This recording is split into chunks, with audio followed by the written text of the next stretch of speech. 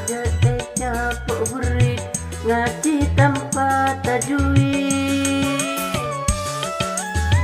Korang lanceng mat wajib, korang padeng mat ari. Ngaji Quran esaka lanceng pendek tak tepak. Dek ma gede ma santara.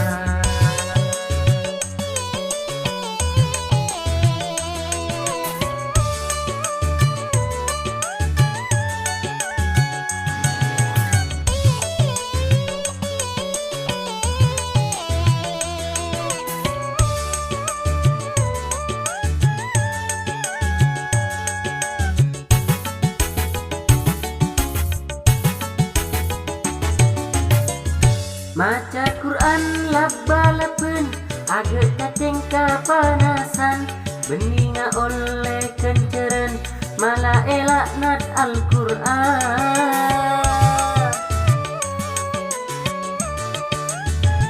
Kotu tartil pamacanang, idhor idgham tak depada.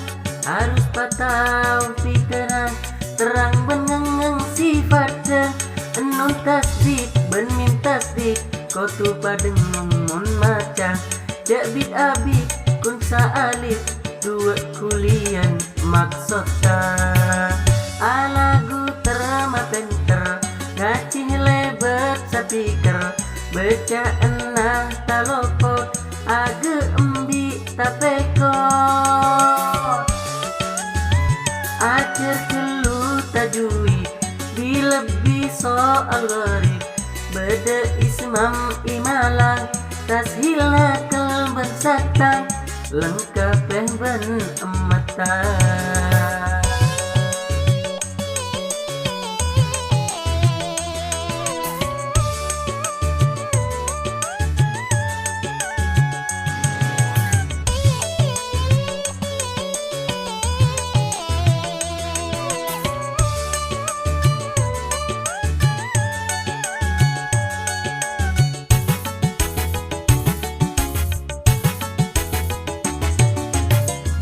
Maca Quran labalapen, agak cacing kapanasan.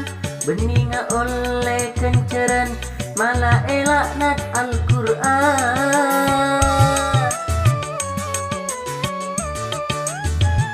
Kotu tartil pamacanang, idhor idgham tak depada. Harus patau fitenang, terang benengeng sifatnya. Nun tasdid ben min tasdid, kotu padeng mun maca.